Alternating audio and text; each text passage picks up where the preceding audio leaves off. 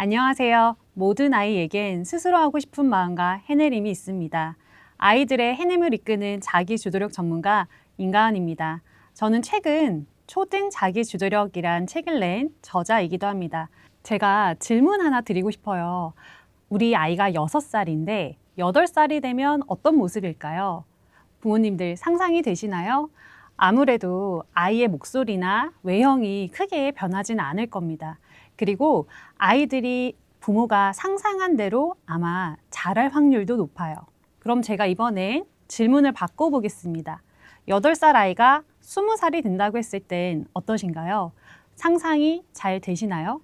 아마 상상이 잘 되지 않으실 겁니다. 그건 딱 한 가지 이유 때문인데요. 바로 아이가 나의 상상처럼 자라지 않을 거기 때문이에요. 그래서 부모님들의 모든 불안은 아마 이것 때문에 시작되는 것 같습니다. 아이가 내가 상상한 대로 자라지 않을 것 같다라는 이 불안 때문이에요. 최근 뇌과학계에서는 뇌를 예측하는 뇌라고 말하는데요. 뇌가 단순히 정보를 수집하고 수용하는 수동적인 기관이 아니라 뇌가 앞으로의 일을 대비하고 예측하는 능동적인 기관이란 뜻인데요. 그런데 이렇게 예측이 되지 않을 때 우리는 특히 불안감을 많이 느끼게 됩니다. 다시 육아로 돌아와 보게 되면은 아이의 육아는 어떨까요?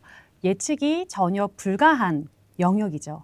그리고 아이가 앞으로 살아갈 미래, 아이의 모습은 그야말로 예측이 되지 않는 불안의 영역, 카오스입니다.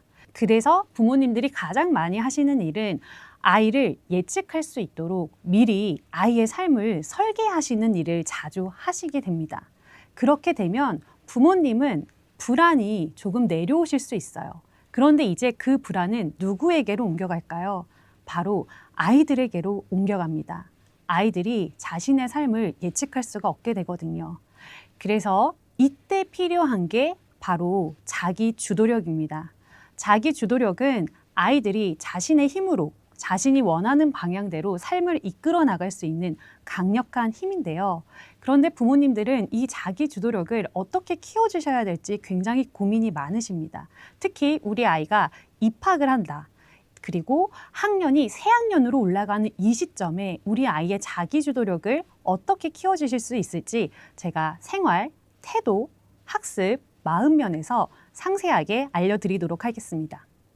우리 아이의 자기주도력 비상등이 켜진 곳이 어딜까요? 바로 등교 준비일 텐데요. 아마도 입학을 준비하시는 많은 어머님들께서 걱정하시는 지점일 거예요. 그리고 한편으로는 우리 아이가 입학을 했으니 이제 조금 괜찮아지지 않았을까? 라고 생각하시는 영역이실 수도 있습니다. 유치원 친구들이 처음에 했었던 우리 전쟁이 등원 전쟁이잖아요. 근데 아이들이 점점 몸이 자라나면서 그리고 아이가 초등학교에 입학하게 되면서 자연스럽게 괜찮아지겠지. 이 정도 되면은 혼자 살 수 있겠지라고 생각을 하시겠지만 그건 정말 틀렸습니다. 아이들이 몸이 자라면 더 레벨업이 돼서요. 등원 전쟁이 아니라 이제 등교 전투로까지 나가실 수가 있는데요. 그런데 어머님들께서도 등교 전투를 하고 싶진 않으실 거예요. 그런데 아이들도 마찬가지일 테거든요. 근데 우리가 등교 전투를 하게 되는 이유가 뭔지 한번 살펴봐야 됩니다. 일단 학교에 도착하게 되면은 보통 9시나 9시 10분부터 시작을 하게 되는데요. 제가 최근에 아이들을 봤을 때 9시가 다 되었는데도 뛰어가지 않고 설렁설렁 걸어가는 모습들을 봤는데요. 특히 요즘 아이들이 많이 보이는 모습들이에요. 그 이유는 늦는다고 해서 큰일이 나지 않거든요. 제가 고등학교 때나 중학교 때만 해도 제가 만약 1교시에 늦으면 1교시 수업에 참여하지 못하거나 아니면은 제가 복도에 나가 있거나 이런 불이익이 학생들에게 있었는데요. 하지만 요즘은 늦는다고 해서 나에게 무언가 큰일이 나지 않습니다. 늦는다고 해서 내 행동을 수정할 포인트가 생기지 않는다는 말이죠. 그래서 아이들은 자연스럽게 늦어도 큰일이 나지 않는구나 라고 생각을 하게 됩니다. 그런데 이런 태도가 초등학교 6학년 내내 자리 잡게 되면 어떻게 될까요? 늦는 아이들은 계속 늦고 일찍 오는 아이들은 계속 일찍 오게 되는데요. 그게 바로 본인에게 가장 최적의 시간이 되기 때문입니다. 본인에게 가장 좋은 시간이 되는 거죠. 그래서 아이들에게도 이게 삶의 태도가 되지 않기 위해서는 등교 기술을 준비를 해주셔야 됩니다. 우리 초등학교 6학년 친구들이 초등 6년 내내 늦다가 중학교, 고등학교에 간다고 해서 갑자기 등교 준비를 잘하게 되지 않습니다. 등교 준비는 이렇게 연습이 많이 필요한 삶의 태도 중에 하나라고 인식을 해주시면 좋습니다. 그렇다면 궁금하실 거예요. 어떻게 하면 우리 아이들이 등교 준비를 잘할 수 있을지, 특히 자기 주도력을 높일 수 있는 등교 기술이 무엇인지 고민이실 텐데요. 제가 3가지 기술을 먼저 말씀드리겠습니다. 일단 첫 번째 기술은 수면 시간 체크입니다. 우리 아이들이 수면 시간을 체크하는 일을 정말 힘들어 하거든요. 그리고 아이들이 스스로 할 수 없는 영역이기도 해요. 제가 수면 시간을 강조하는 이유는 바로 이것 때문인데요. 잠은 제3의 인격이라는 말이 있어요.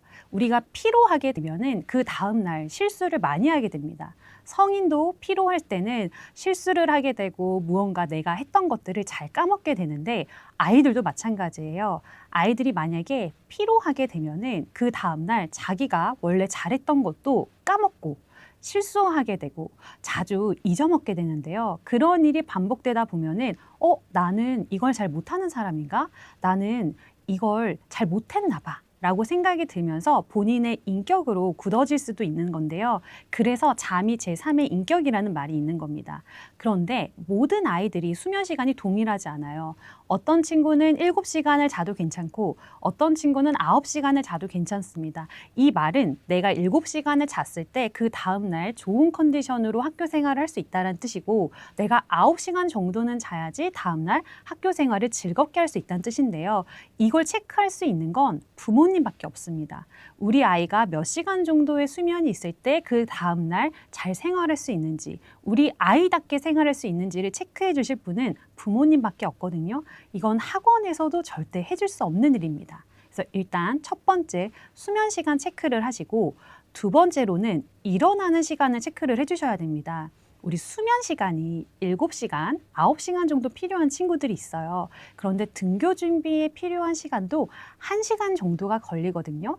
보통 수업 시간 20분 전에 오는 게 가장 베스트입니다. 왜냐하면 아침 활동을 할 수도 있고요. 다음 시간을 준비할 수도 있고 친구들이랑도 다정하게 이야기를 나눌 수 있는 시간이 딱 그 정도예요. 그런데 너무 급하게 도착하게 되면은 아이들이 정말 조급하게 1교시를 시작하게 되거든요. 그렇다면 우리 아이가 1시간 정도 등교 시간이 필요하다라고 생각을 하면 이미 아이가 자야 되는 시간이 나옵니다. 아이의 수면 시간이 있으니까요. 우리 아이가 10시에는 무조건 자야겠다. 라는 걸 부모님이 인식을 하시고 그리고 이 시간에는 꼭 일어나야겠다라는 걸 루틴화를 시켜주시면 그게 아이의 삶에도 도움이 되고 아이가 나중에 성인이 됐을 때도 본인이 자기 주도력을 가지고 계획을 하고자 했을 때도 훨씬 몸이 편안하게 반응할 수 있습니다. 그럼 3번째 기술은요. 바로 등교 준비 시각화 체크인데요. 수면 패턴도 우리가 체크를 했고 일어나는 시간도 체크를 했다면 이제 아이들이 등교 준비에 필요한 기술들을 익혀야 되는데요. 아이들이 감으로는 알고 있어요. 내가 일어나서 이런 거 해야겠다라고 감으로는 알고 있는데 막상 하려고 하면은 행동으로 옮겨지지 않거든요. 그래서 부모님들께서 계속 잔소리를 하시게 되시는 거예요. 그런데 아이들한테 이 자기가 등교 전에 해야 되는 기술들이 목록화되어 있지 않습니다.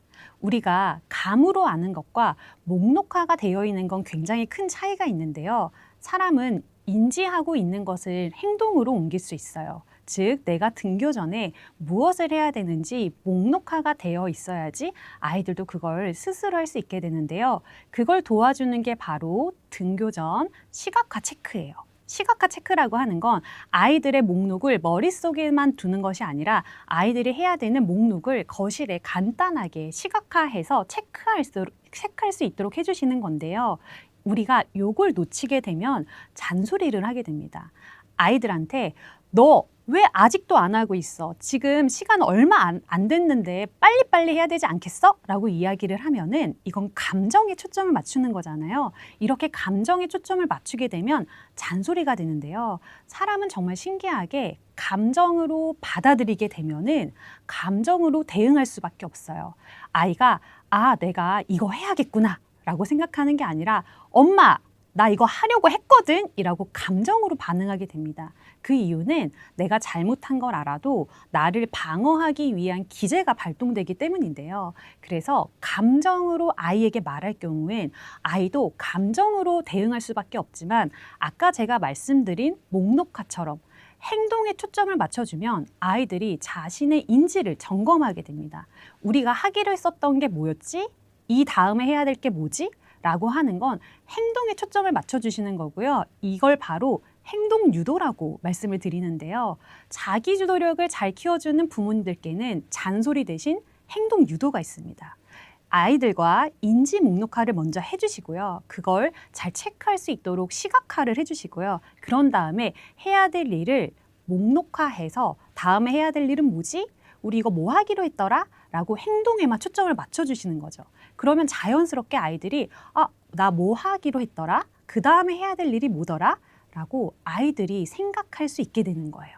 그러면 잔소리 없이도 간단한 행동 유도만으로도 아이들이 등교 전에 자기가 해야 될 일을 스스로 할 수 있게 됩니다. 그리고 이런 시각화 체크는 아이들이 어린 영유아기부터 할 수가 있는데요. 4살 아이도 할 수 있는 이유는 우리가 글로만 시각화 정보를 주는 게 아니라 그림으로 주면 됩니다. 손 씻기, 가방 챙기기, 옷 입기 이렇게 그림으로만 그려주시거나 아니면 아이랑 같이 그림으로 그려서 거실에만 붙여주셔도 아이한테 우리 그 다음에 뭐 하기로 했더라? 라고 행동 유도를 해주실 수가 있거든요. 그러면 정말 어린 아이들도 그걸 보고 생각할 수 있어요.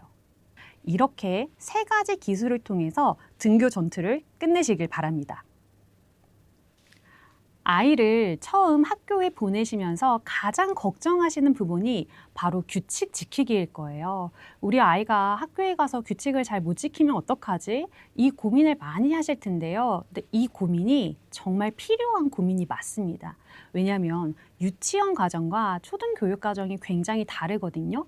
유치원 교육 과정은 누리교육 과정이라고 해서 놀이 중심의 교육 과정이고 초등교육 과정은 교과 교육 과정으로 교과를 배우는 교육 과정입니다. 그래서 두 교육 과정의 목표가 다른데요. 유치원 친구들은 놀이를 통해서 배움을 하고 우리 초등학교 친구들은 다양한 교과목을 체험하고 체득하면서 배움을 익히게 됩니다. 그렇기 때문에 똑같은 40분이라도 목적이 다를 수밖에 없죠. 유치원 친구들은 40분 동안 자유롭게 이동을 하면서 놀이를 통해서 배움을 탐색하는데요. 우리 초등학교에 입학하게 되면은 40분 동안 아이들이 본인의 책상과 의자에 앉아서 책임을 져야 됩니다. 일단 이게 가장 큰 걱정이실 텐데요. 그런데 이것 말고도 학교에는 지켜야 될 규칙이 너무나도 많은 게 문제인 거죠. 부모님들도 이 부분 때문에 걱정을 하시기도 하고 그리고 굉장히 많은 아이들이 규칙 지키기를 어려워합니다. 그런데 학교에서 선생님한테 아이가 규칙을 잘 못 지킨다고 전화까지 받게 되신다면 아마도 마음이 바싹바싹 타들어가실 텐데요. 그런데 한 가지 이 사실을 집중을 해주셔야 돼요. 규칙을 지키고 싶어 하는 사람은 바로 아이 자신이라는 걸요. 그 이유를 설명을 드리자면 규칙 지키기는 또래 효능감과 연관이 되기 때문입니다. 또래 효능감은 자아 효능감과 연관지어서 설명을 드릴 수 있는데요. 자아 효능감은 자신을 믿는 긍정적인 믿음이에요. 또래 효능감은 또래로부터 받은 피드백을 통해 자신에 대한 긍정적인 믿음을 쌓는 거거든요. 우리 특히 유초등 친구들 그리고 초등 친구들한테는 이 또래 효능감이 굉장히 중요합니다. 왜냐하면 이 시기의 아이들은 자아 정체성을 다른 사람의 피드백을 통해서 정립해가는 특성이 있거든요. 나는 어떤 사람일까에 대한 질문을 친구를 통해서 부모님을 통해서 선생님을 통해서 받는 피드백으로 나는 이런 사람일 수도 있겠구나 라고 정립을 해가고 있어요.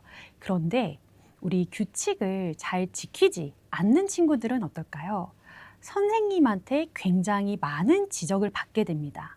우리 또래 사이에서 평가가 굉장히 가감없이 이루어지거든요. 부모님들이 이런 말씀 한번 들어보셨을 거예요. 엄마, 우리 반에서 진수는 진짜 줄넘기를 잘해. 엄마, 수민이는 피아노를 엄청 잘 쳐. 엄마, 누구는 줄넘기를 잘해. 엄마, 누구는 받아쓰기를 한 번도 틀리지 않아. 이렇게 와서 얘기를 할 거예요. 그만큼 또래 간의 평가가 가감없이 이루어지고 교실 안에서 어떤 또래가 누구한테 어떻게 평가받고 있는지를 아이들이 전부 지켜보고 있거든요. 그런데 규칙을 잘 지키지 않는 친구는 자신의 의도와 다르게 교사에게 지적을 받을 확률이 많아지고 계속 교사에게 지적을 받게 되면 또래 사이에서의 평가가 저 친구는 규칙을 잘 지키지 않는 친구구나 라고 굳어지게 됩니다. 그러다 보면 또래로부터 받을 수 있는 효능감이 낮아질 수밖에 없겠죠.